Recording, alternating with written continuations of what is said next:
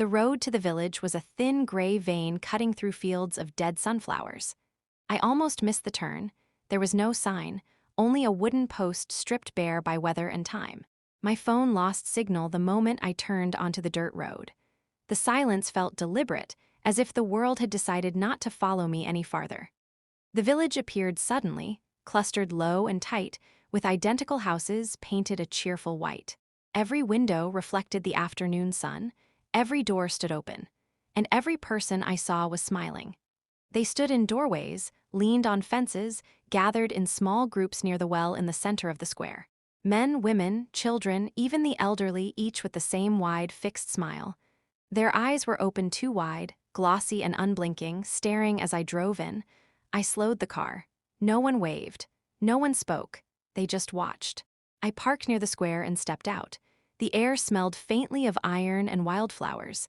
As I walked, I became painfully aware of one thing: not a single person blinked. Not once.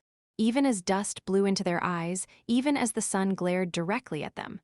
"Hello," I said, forcing a laugh. "Is this a Novoslivka?" A man stepped forward. He looked about 40, neatly dressed, hands folded in front of him. His smile never changed.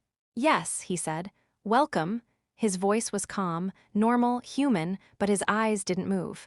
"We don't get many visitors," he continued. "You must be tired. Please stay." Something in the way he said stay made my stomach tighten. "I'm just passing through," I said. "Needed directions." "Of course," he replied. "You can rest first." Others moved closer, slowly, politely, surrounding me in a loose circle.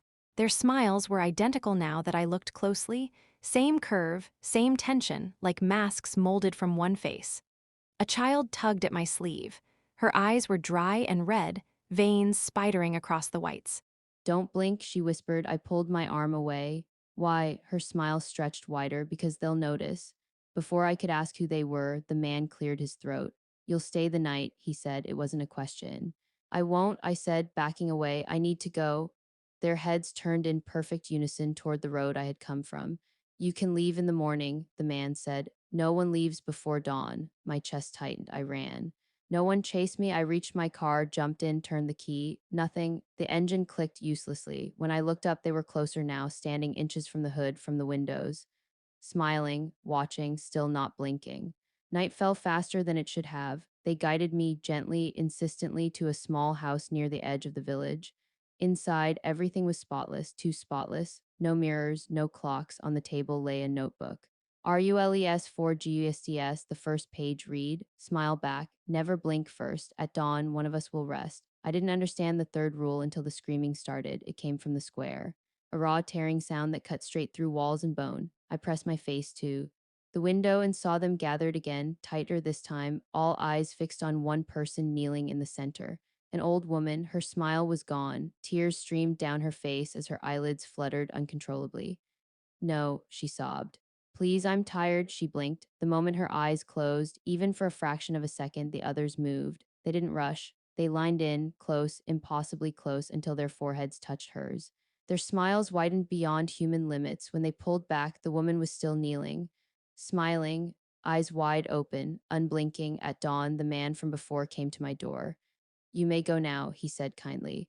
Thank you for staying. I ran to my car. This time it started. As I drove away, relief flooded me so hard I laughed. I didn't stop driving for hours. When my phone finally regained signal, I didn't check messages. I checked the mirror, my eyes burned. They had been dry all night. I tried to blink. They wouldn't close. I smiled, wide and effortless, as my reflection smiled back. And somewhere behind me, far off the road, a village waited ready to rest.